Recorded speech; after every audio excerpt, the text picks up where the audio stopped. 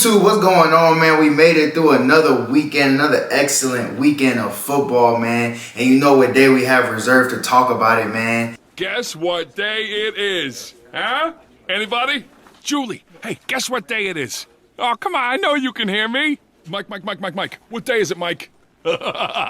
Leslie, guess what today is? It's hump day. Woo-hoo! It's Wednesday, aka hump day, aka halfway through the week, which makes this halftime. This is Halftime with Dizzy. I appreciate you all tuning in for another week. It's already episode 6. I can't believe it, man. Before we get into anything, man, you know what I'm going to say. Go down there and hit the like button. Subscribe if you're new. Share with a friend if you're not. And let's just get right into it, man. Don't ask. I said don't ask. I said don't ask. No questions. Just give the money. As I said, we had another great weekend of football, man, and it brought a lot more questions than it did answers, man. Let's get into the game plan for this episode, man. You see, we got to start with the headlines. Y'all know what happened in UNLV. I know you heard about it. We're going to talk about that a little bit. We're going to talk about some Heisman hopefuls. There's so many great performances that took place this past weekend that has us thinking who's going to be in that Heisman race. We're going to talk about who I think the top 5 NFL teams are. We got a segment, Practice Makes Perfect. It's a second edition. He's Diffie, of course. Some predictions and the halftime speech, man. Without further ado, let's get right into it.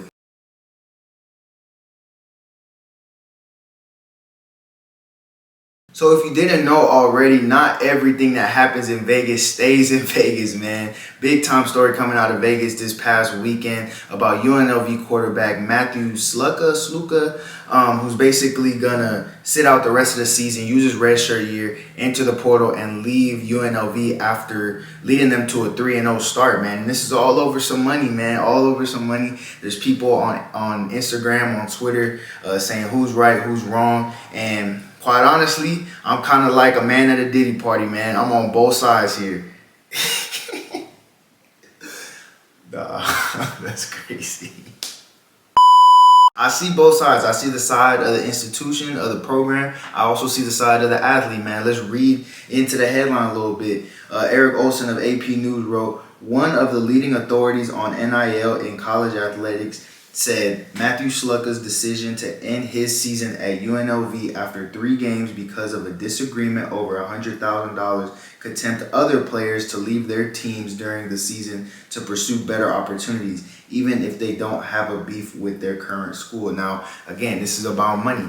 According to a bunch of reports, Matthew was promised some money from an assistant coach, and they haven't came through on that promise. And so that's why he's choosing not to play. Now, of course, when you put it like that, it's like, who wouldn't sit out? If you go to work and you don't get paid for the work that you put in, you're not going to want to work no more. And I know people are out there, well, he's on scholarship, well, he gets to go to school.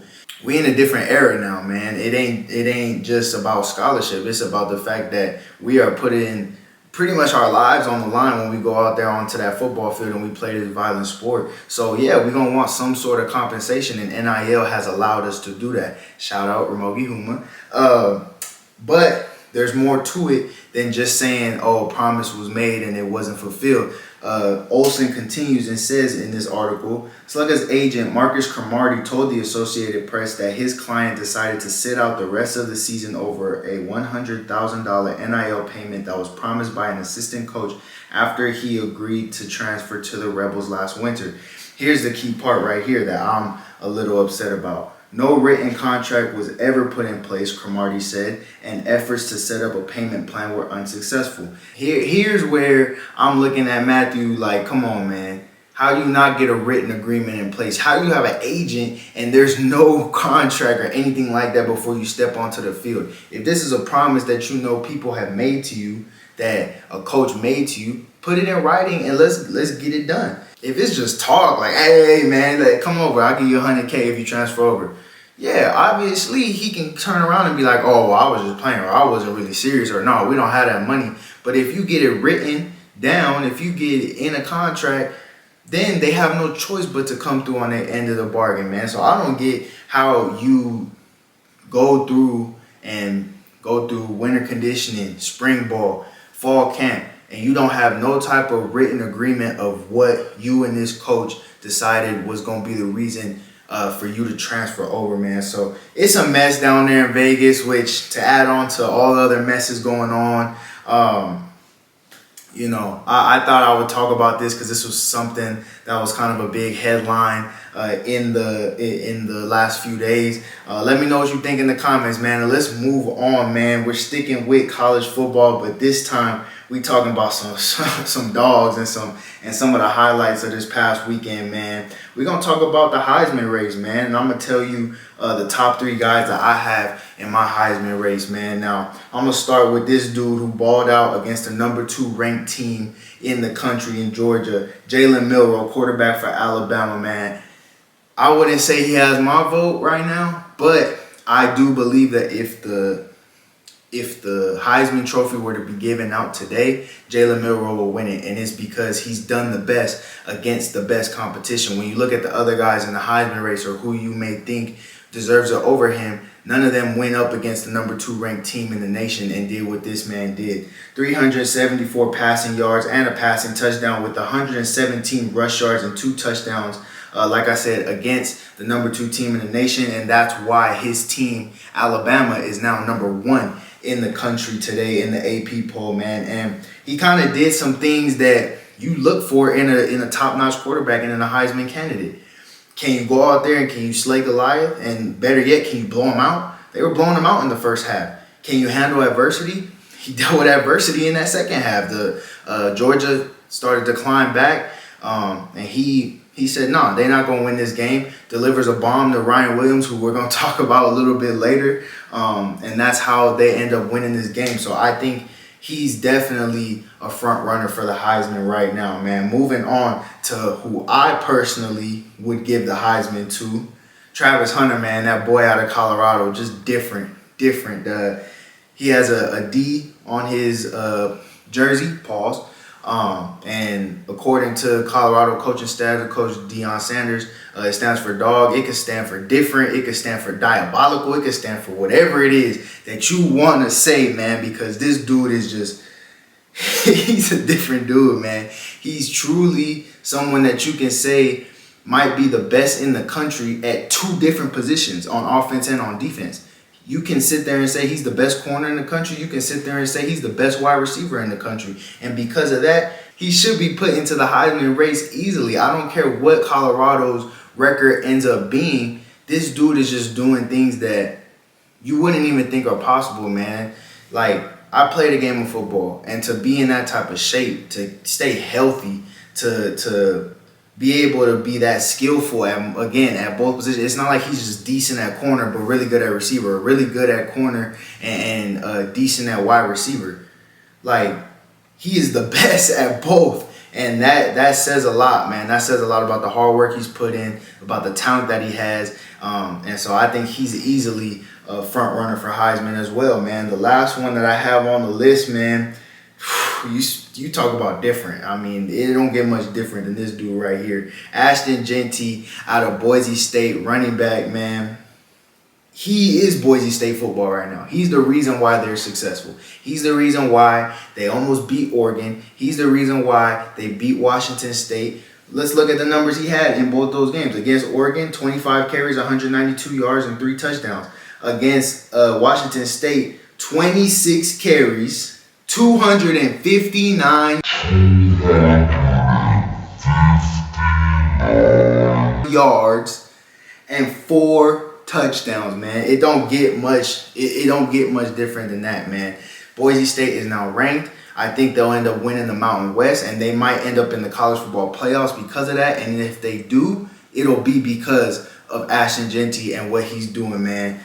Jalen Milroe, Travis Hunter, Ashton Jeanty, that's who I have in my Heisman race right now. Someone who would be an honorable mention that I did leave off right now is Cam Ward. It's more because of Miami and the fact that if you look at their schedule, they're not going to play no tough competition. So if he has these crazy numbers against subpar competition, I'm not gonna sit here and try to belittle it. I'm not gonna sit here and act like it's not impressive. It is. I mean, there's nothing that he does that I say, oh yeah, I can go out there and do that. I understand that. But when I look at how they give out the Heisman, how they pick these type of things, if you're doing it against subpar competition, that's not going to hold much weight, man. And I think when you look at who Miami's playing as well as who Miami has, you look at a Jalen Milroe, a Shedeur Sanders, maybe even a Dylan Gabriel and say, I think Miami is in the same spot if those guys are in there instead of Cam Ward. I mean, and the same could be said vice versa. I think if Cam Ward is at Bama, I think they're still undefeated. If Cam Ward's at Oregon, I still think they're undefeated. If Cam Ward's at Colorado, maybe they have another win or two. But I don't think Cam Ward will be in that discussion at the end. And I may be wrong. I wouldn't be mad if I am. The dude, he's balling. But I look at a guy like Jordan Travis last year. Florida State went undefeated. Jordan Travis was the MVP of the team. And he wasn't in the Heisman race at the end. Now, of course, he did get injured, but still, he wasn't in that Heisman race, even though they were undefeated, even though they were whooping everybody. He was putting up great numbers. Those are my top Heisman guys right now, man. Let me know what you think in the comments. Let me know if I missed somebody, and we can talk about it next time, man. Let's move on to the NFL, where I have ranked the top 5 teams in the league. All right, man, so I'm going to go backwards from 5 to 1, and I'm going to fly through these a little bit, giving you a couple of reasons as to why I have each team ranked where they are. Starting with number 5, the Baltimore Ravens. I know their record isn't the greatest right now, but they blew out Buffalo, and Buffalo was looking like the hottest thing out. The way they got Derrick Henry rolling, it got a lot of people real excited for the future, man, if they can really have this game plan down and get Derrick Henry rolling downhill the way he was against Buffalo. Very impressive. I got them at number 5. Number 4 on the list, I got the Tampa Bay Buccaneers. Did you see what they did to Philadelphia, man? Baker Mayfield is dealing. Baker Mayfield is looking like really an MVP candidate, if we're being honest, man. And this team is rolling. That defense led by Todd Bowles is still elite. And I think they're going to have make a real good run in the NFC if they can keep this up, man. We'll see if they can get through this team, though. Number 3, the Detroit Lions, who curb stomped the Seattle Seahawks, who was undefeated, man. Again, I mentioned it on this show last year so many times. The way that they have balance, the way that they can run the ball with Montgomery and Gibbs and then dish it out to J-Mo, to Amon-Ra, to LaPorta, to all those boys, man. Jared Goff is doing well. Didn't have a single incompletion, man. Very impressive. And I think they trying to get back to the NFC Championship game, man. I think if they play the way they did against Seattle, they'll definitely be back in that game, man. Number 2 on the list, the Kansas City Chiefs. Now, I know a lot of people are sitting there saying, well, they get bailed out. Well, they this, they that. At the end of the day, what they do is win. They win. The only thing that seems to keep them from winning is either the injury report or the Kansas City Sheriff's Department, man. So until they lose, until they show me that they can't win, they're going to stay at the top, man. At the end of the day, Patrick Mahomes isn't playing his best ball, and that's what makes him scary. I had a video about this last year. We said the same thing last year. If your defense can keep you in it long enough for Patrick Mahomes to figure it out, the Chiefs are going to win every time, man. I got them at number 2, but they're not playing the best football in the league right now. That is the Minnesota Vikings. Yes, I said it. We can't ignore it. We can't sleep on it any longer. Sam Darnold, he might be the front runner for MVP, man, after Josh Allen got bounced by the Baltimore Ravens. Sam Darnold might be the front runner right now, man. And absolutely balling. Jefferson balling. Addison's back in the lineup balling. This defense looks scary as hell with Brian Flores leading it, man. The Minnesota Vikings are the best team in the NFC and the best team in football right now. Vikings, Chiefs, Lions, Bucks, Ravens. That's my top 5, man. Let me know what you think in the comments, man. Who did I miss? And who do you think is going to be out of it when it's all said and done, man? Without further ado, let's get into some practice makes perfect. We talking about practice. Not a game. We talking about practice. We will be perfect in every aspect of the game. You drop a pass, you run a mile. You miss a blocking assignment, you run a mile. You fumble the football, and I will break my foot off in your John Brown hind parts. And then you will run a mile. Perfection. Let's go to work. All right, so Chris Canty on ESPN, man, he's been having some hot takes lately, man. If you've been watching ESPN, you know that.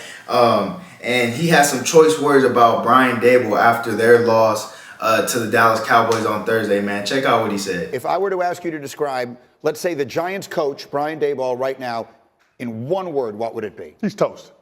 He's done. Toast. Like he's the biggest loser coming out of last night. I know he lost all of that weight in the offseason. He about to lose his damn job in season. That's what's going to happen. I mean, last night, you point to an opportunity he had. First drive of the second half, you got goal to go from your 3-yard line. You realize the Cowboys have gotten out to a hard start, back-to-back touchdown drives where they went the length of the field, and you decide you're not going to go for it there, but you go for it on 4th down 3 other times after that point in the game.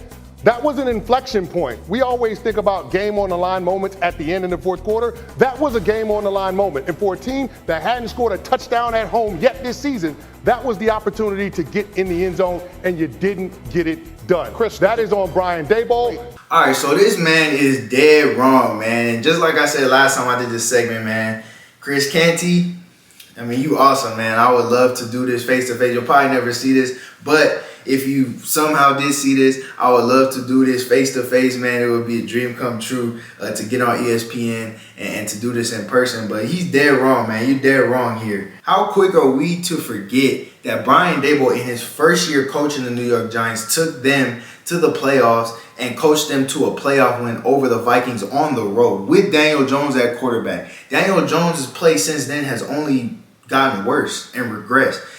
Can we also not forget that the last time the Buffalo Bills were in the AFC Championship game, Brian Daboll was the offensive coordinator. Josh Allen had Josh Allen, and now he has Daniel Jones. Tell me a coach that's gonna succeed and thrive going from Josh Allen to Daniel Jones. I'll wait. I'll sit here, I'll take my time, and I'll wait for you to point me to a coach that's gonna do that. It's nearly impossible, man. And I think that we gotta stop acting like this dude is supposed to go out there and play the game for him too.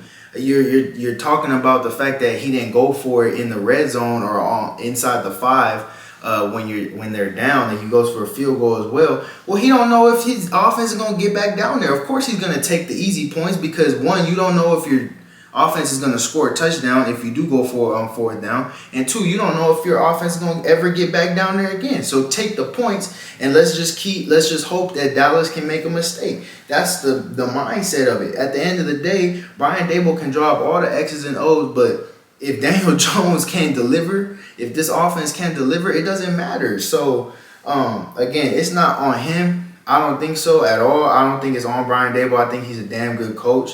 And honestly, what's going to happen, though, is he might get scapegoated. He's probably going to get scapegoated because the genius front office that the Giants have, if you don't believe me, go watch the damn Hard Knocks and how they dealt with the Saquon Barkley situation. They decided to pay Daniel Jones $100 million. You're not going to just kick him to the curb.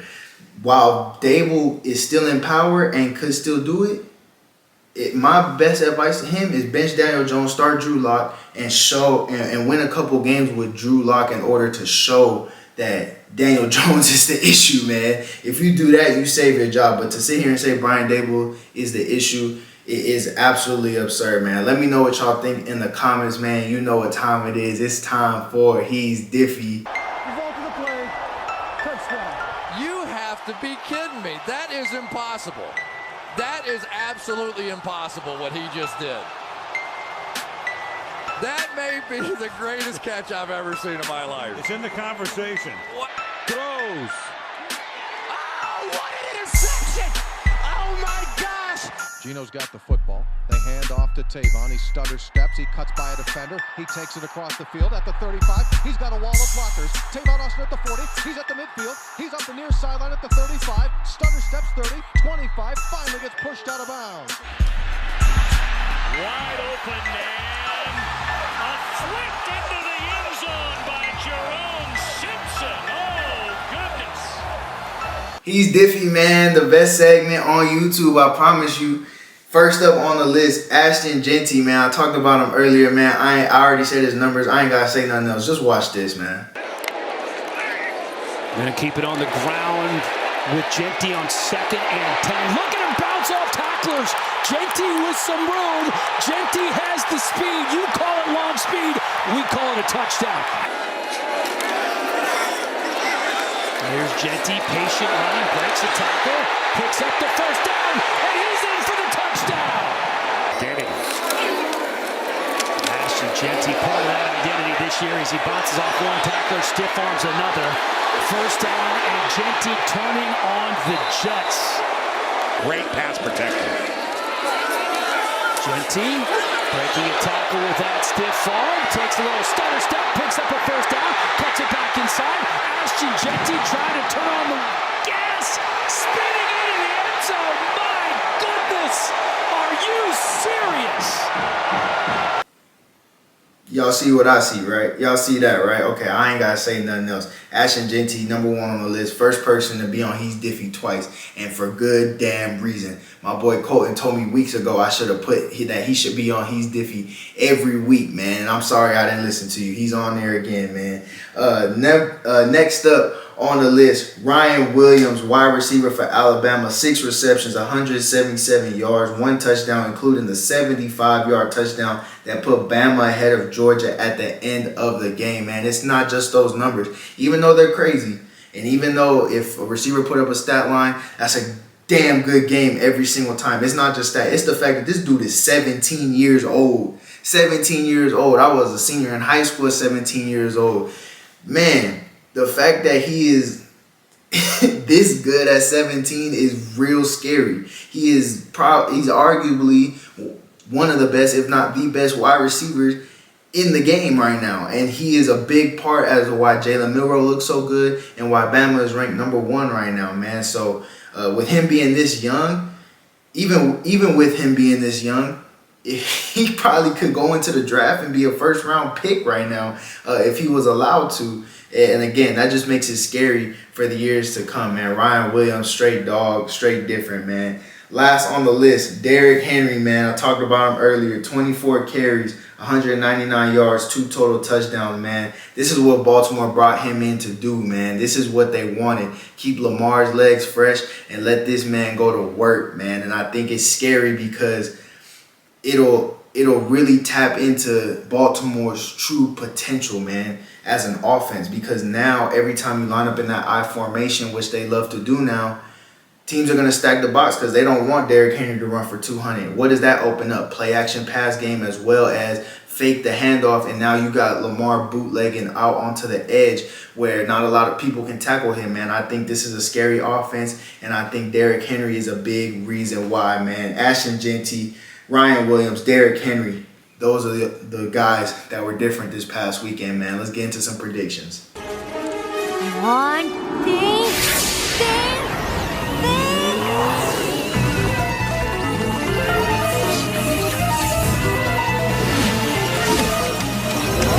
All right, so it's not a crazy slate of games this weekend in terms of college football, man, but we still picked out some ones I think are going to be good, and we're going to predict the outcome, man. Starting with number 8, Miami, going down to Cal, man. College game day is going to be there. It's going to be lit. It's going to be jumping. And normally in this type of situation, y'all know me, I like to pick the underdog, man, but in this case, I can't do it. I just can't do it because Cal, they lost to Florida State not too long ago, man, and Florida State, the only downfall that's been bigger than Florida State right now is the downfall of the diddler, man. So I can't pick Cal after losing to Florida State. I'm going to take Miami to win this game on the road. Cam Ward might have, who knows, he might have that Heisman type game, man. Houston going down to take on TCU. They won't travel too far. I'm going to take TCU to win this one at home. And Kansas is going to make the trip to Arizona to take on ASU. I got ASU winning that game, man. Moving on to the NFL, man, where we got some good games to pick, man. And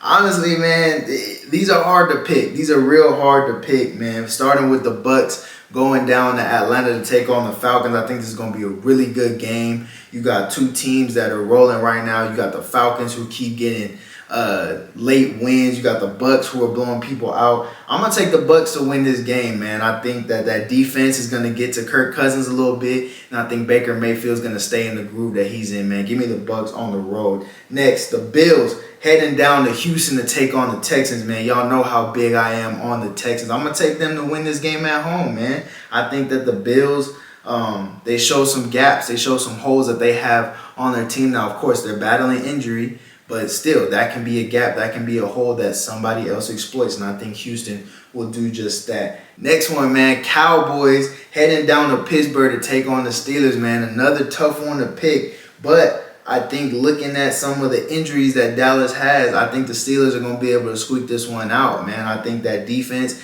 is going to get to Dak a little bit. I think Justin Fields is getting more and more comfortable in this scheme, in this offense, and just being the guy without having so much scrutiny like he did in Chicago. I think the Steelers win this one at home, man. Those are my predictions for this week. Hop in the comments and let me know if you think differently, man. And you know how we got to cap the video off, man. Halftime speech. Let's go. The Cinderella story is over, man. Right? They're fighting for clicks. We're fighting for wins. There's a difference. Right? There's a difference. I'm hurt, dog. Don't ask me if I'm all right. Hell no. Joaquin said dominate, and we not doing it. I'm putting my heart in this, dog. Let's go, man! Let's go, baby! Let's go! Lord, just want to start your heart and find out who you really are. Make sure you look at your teammate today and you come out and you give pure hell today. This team ain't ready for us. Let's prove that they ain't ready for us. Oh, get in here! Let's go! Get in here right now! Get in here! Hey, we got 30 minutes for the rest of our lives! 30 minutes for the rest of our lives! I'm going to keep this one short and sweet, man. If it don't hurt you to not have it, then you don't want it enough. If it don't hurt you to not have it, then you don't want it enough. If it don't hurt you that you weren't hired on that job, you didn't want it that bad. If it don't hurt you that you just lost, you worked hard all week and you lost a game this past weekend and that don't hurt you, then you don't want it bad enough. Just fill in the blank. It don't matter, man. If you're not hurt by the result not going your way, then you don't want enough. And now I'm not saying throwing tantrums and being mad at the world, crying, all that stuff, which is not a bad thing. But what I'm saying is, if it don't put a fire in you to say, I'm gonna work even harder this week and I'm gonna do even better this week to be even better than I was last time, then again, you don't want it enough. You don't want it enough to say, I'm gonna make the sacrifices I need to make. I'm gonna make the adjustments I need to make.